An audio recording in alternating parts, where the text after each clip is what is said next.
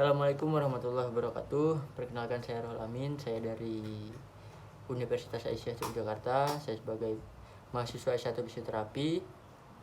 Di sini saya mendapatkan tugas praktikum tentang standar pelayanan rumah sakit. Nah, di sini saya akan menjelaskan sedikit tentang landasan hukum fisioterapi di rumah sakit. Kemudian akan sedikit menjelaskan tentang STRF dan SIPF serta sistem kredensial. Kemudian saya juga akan memaparkan tentang standar penanganan pasien COVID sesuai dengan surat edaran IV pada Maret 2020. Kemudian saya juga akan sedikit memaparkan cita-cita saya sebagai seorang fisioterapis kelak. Oke, yang pertama masuk ke landasan hukum fisioterapi pada di rumah sakit. Itu yang pertama ada PMK 65 tahun 2015. Di pasal 1 dalam peraturan menteri ini dimaksud dengan 1. Standar pelayanan fisioterapi adalah pedoman yang diikuti oleh fisioterapis dalam melakukan pelayanan fisioterapi.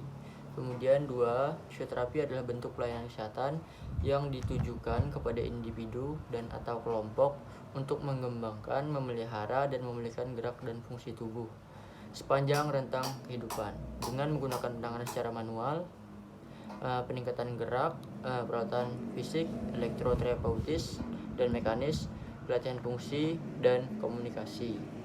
Kemudian ada PMK 80 tahun 2013 di pasal 1 berbunyi poin 1, fisioterapis adalah setiap orang yang telah lulus pendidikan fisioterapi sesuai ketentuan peraturan perundang-undangan. Kemudian yang kedua, fisioterapi adalah bentuk pelayanan kesehatan yang ditujukan kepada individu dan atau kelompok untuk mengembangkan, memelihara, dan memulihkan gerak dan fungsi tubuh sepanjang rentang kehidupan dengan menggunakan penanganan secara manual, peningkatan gerak, peralatan fisik, elektroterapeutis, dan mekanis, pelatihan fungsi, dan komunikasi. Kemudian yang ketiga, landasan hukumnya itu naskah akademik.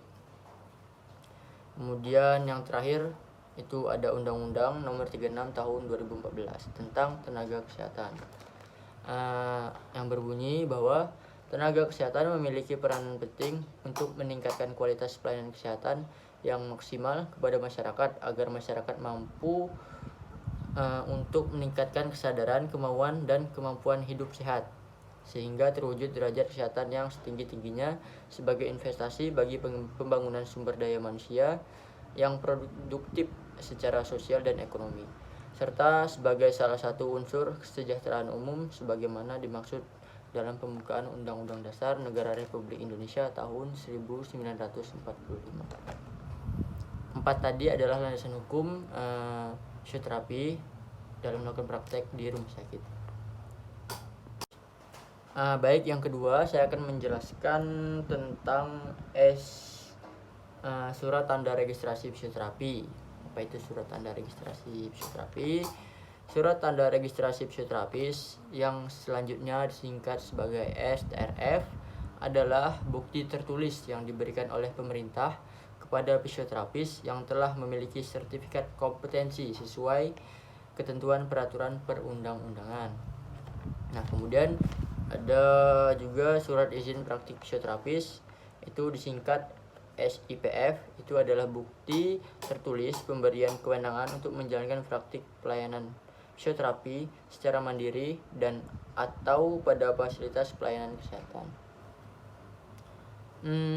Kemudian masuk di sistem kredensial. Jadi kredensial adalah proses evaluasi terhadap fisioterapis untuk menentukan kelayakan pemberian kewenangan klinis.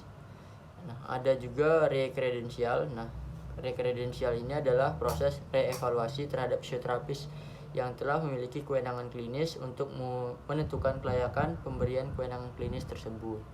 Dengan begitu, kredensial berbicara tentang lingkup kewenangan yang dimiliki oleh seorang fisioterapis. Hasil akhir dari proses kredensial adalah diberikannya surat penugasan klinis oleh direktur sesuai dengan jenjang klinis fisioterapi tersebut.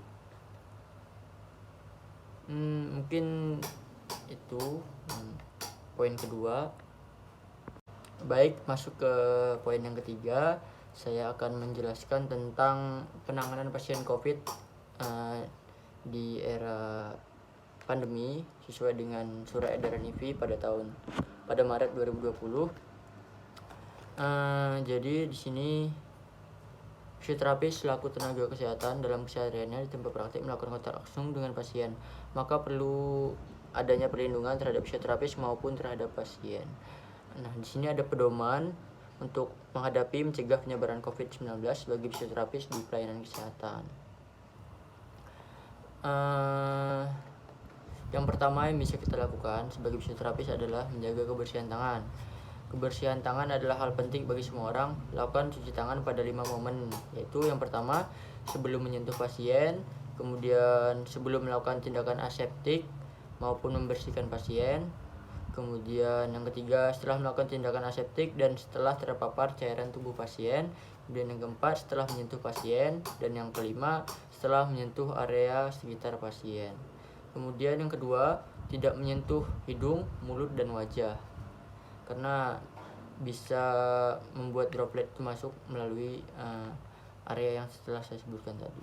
Kemudian ketiga, penggunaan alat pelindung diri. Kemudian yang keempat,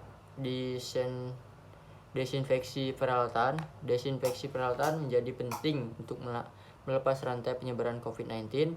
Lakukan ekstra desinfeksi alat lebih dari standar biasanya, mengingat pandemi telah diberlakukan.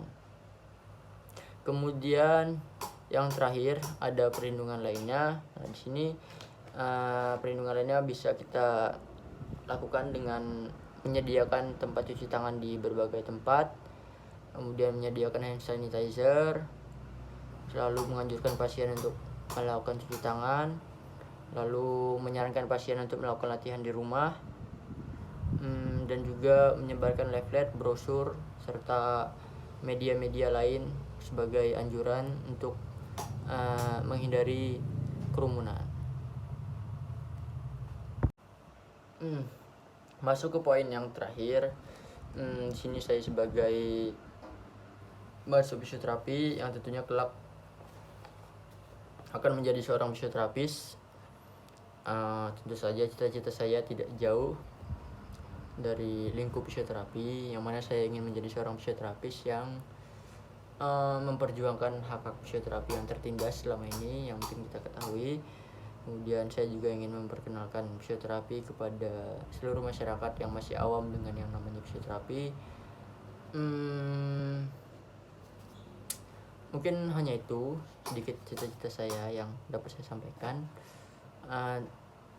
Nah, berakhirnya penyampaian cita-cita saya, berakhir juga poin-poin yang saya sampaikan pada praktikum kali ini. Mungkin hanya itu yang dapat saya sampaikan. Terima kasih telah menonton sampai akhir. Saya tutup. Billahi taufiq wal hidayah. Assalamualaikum warahmatullahi wabarakatuh.